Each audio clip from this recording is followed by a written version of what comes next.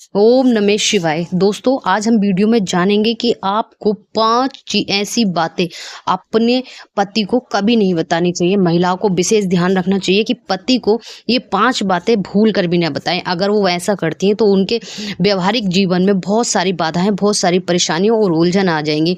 अगर वो चाहती हैं कि अपने पति के साथ अपना व्यवहारिक जीवन बड़े ही प्रेम के साथ निभाए, तो उन्हें विशेष ध्यान रखना चाहिए कि वो कभी भी वो 5 चीजें अपनी पत्नी को कभी ना बताएं।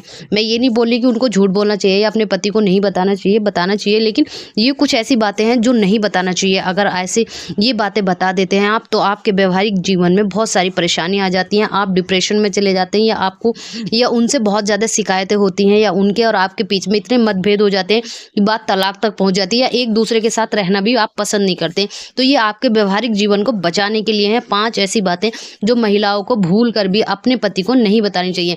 दोस्तों, वीडियो पर पहली बार आए तो चैनल को सब्सक्राइब करें, वीडियो को लाइक करें। आइए जानते हैं वो 5 बातें कौन सी हैं जो महिला अपने पति को नहीं बतानी चाहिए।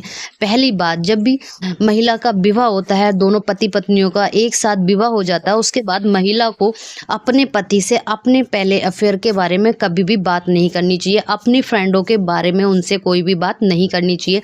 अगर वो अपने फ्रेंडशिप या सर्कुलेशन के बारे में अपने पति को बताती हैं, तो पति वहीं पर अपना माइंड सेट कर लेता है कि ये ऐसी थी, या इसके आपके प्रति जो उसके मन में अलग ही धारणाएं आ जाती। वो आपके बारे में इतनी गिरी गिरी बातें सोचने लगता है। उस समय तो वो कुछ नहीं बोलते, लेकिन बाद में एक इमेज ऐसी बना लेता है, आपकी छवि अपने माइंड में ऐसी बना लेता है कि वो बहुत ज्यादा बेकार होती है। वो आपको कुछ समझता नहीं, मान सम्मान, इज्जत, नाम, शोहरत देने के बारे में कुछ नहीं सोचता। वो अपने माइंड में आपके प्रति एक गलत छवि पैदा कर लेते हैं। लेकिन वो एक ऐसी छवि है जो पौधा उस टाइम आपने बोआ है, वो पौधा एक बाद में जो बीज लगा देते हैं ना, बीज के बाद में पौधा उत्पन्न होता है, पौधे के बाद में एक बड़ा पेड़ बन जाता है। वैसे ही आपके जीवन की बातें होती हैं जो भी आपने न्यू मैरिड में आपने एक दूसरे को बताई, या आपने अपने दोस्तों के बारे में बताई, कॉलेज टाइम के फ्रेंडों के बारे में, या अपने लवर के बारे में। अक्सर होता है किसी ना किसी का अफेयर होता है, जरूरी नहीं सबकी लव मैरिज होती है, अरेंज मैरिज भी होती है, और हर एक का किसी ना किसी के साथ टर्म्स होता है या रिलेशनशिप में होते हैं। अगर वो सारी बातें आप अपने फ्रेंड हस्बैंड के साथ शेयर करते हैं, और आपके हस्बैंड प्यार किससे में पूछते हैं और आपने शेयर कर ली, तो आप सोचते हैं कि शायद मैं बता दूंगी सच तो हमारा रिश्ता अच्छा रहेगा। लेकिन नहीं, वो एक ऐसा बीज बो दिया आपने जो आने वाले समय में 10-12 साल तक तो कुछ नहीं, उसके बाद एक तो बात में वो आपको ताने मार देगा, दूसरी बात की बात आपको 10-12 साल के बाद इन सारी चीज़ों का पता चलेगा। वो आपके झगड़े इतने बढ़ जाएंगे, वो सारी इतनी परेशानी हो जाएंगी कि आप संभाले से भी नहीं संभाल पाएंगे। नंबर 2, कभी भी आपको अपनी फैमिली के बारे में कुछ भी गलत नहीं बोलना चाहिए। आपको कभी भी अपनी मम्मी पापा से मनमुटाव हुआ, या भाई से हुआ, बहनों से हुआ, अपने मैके की कोई भी बात ऐसी अपने पति को नहीं बतानी चाहिए जिससे वो आपके बारे में गलत सोचे, या आपके हस्बैंड के आपका जो हस्बैंड है वो गलत सोचने लगे आपके पेरेंट्स के बारे में, आपके जो भाई है उसके बारे में, या बहन के बारे में। बात कौन सी कि आप मैके गए, या आपके फादर ने या आपकी मदर ने कुछ कह दिया, तो आप जब तो गुस्से में बोल दोगे कि मेरा ऐसा कहा वैसे कहा, फिर आपका पति आपके सपोर्ट में उस टाइम तो बोलेगा, लेकिन वो कहीं ना कहीं एक ऐसी बात भी बोल देगा जिसको आपको बहुत ठेस पहुंचेगी, क्योंकि आप गुस्से में बोल रहे थे। आपकी मम्मी के या आपके पापा के प्रति ऐसी बात बोल दी उसने भाई के प्रति, तो फिर आपको इतना क्रोध आएगा बहुत ज्यादा, आप तब तो चुप रह जाओगे क्योंकि गुस्से में, उसके बाद आप बात पर नाराज होने लगे, आपने ऐसे कहा था वैसे कहा था। तो ये सारी चीजें हैं, ये 2 आपको ये बातें नहीं बतानी चाहिए। नंबर 3,